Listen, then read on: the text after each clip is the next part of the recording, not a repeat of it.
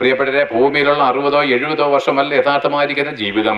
ഒരു പെൺകുട്ടിയുടെ യഥാർത്ഥമായിരിക്കുന്ന ജീവിതം അപ്പൻ്റെയും അമ്മയുടെയും കൂടെയല്ല, പിന്നെയോ താൻ വിവാഹം കഴിക്കുന്ന പുരുഷനോട് കൂടിയുള്ള ജീവിതമാണ് അവിടെ യഥാർത്ഥമായിരിക്കുന്ന ജീവിതം. എന്ന പോലെ ഈ ഭൂമിയിലെ 60-70 അല്ലെങ്കിൽ 100 വർഷങ്ങൾക്ക് ശേഷം ഒരിക്കലും തീർന്നു പോകാത്ത ഒരു ജീവിതമുണ്ട്. അത് സ്വർഗത്തിൽ പോകണമോ നരകത്തിൽ പോകണമോ എന്ന് നിങ്ങൾക്ക് ചിന്തിക്കാം. ഒരു പെൺകുട്ടിയുടെ വിവാഹം തകർന്നു പോയാൽ അവരുടെ ഭർത്താവ് ദുർനടപ്പുകാരനും മദ്യപാനിയുമാണെങ്കിൽ അവരുടെ ജീവിതം ദുസ്സഹമാകുന്ന, അവരുടെ ജീവിതം പോയെന്ന് നമ്മൾ പറയും.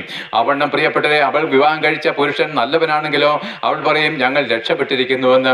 അവണ്ണം പ്രിയപ്പെട്ടവരെ, ഭൂമിയിലെ വാസത്തിന് ശേഷം, മരിച്ചതിന് ശേഷം നമ്മൾ നരകത്തിലേക്കാണ് പോകുന്നെങ്കിലോ ദുർനടപ്പുകാരനായിരിക്കുന്ന ഒരു ഭർത്താവിനോട് കൂടെ ജീവിക്കുന്ന സ്ത്രീയെ പോലെയും, അല്ല നീ സ്വർഗത്തിലേക്കാണോ നിന്നെ സ്നേഹിക്കുകയും നിന്നെ കരുതുകയും ചെയ്യുന്ന ഭർത്താവിനോട് കൂടെ ജീവിക്കുന്നത് പോലെയും ഒരു ഉപമയായിട്ട് ഞാൻ പറയുന്നു.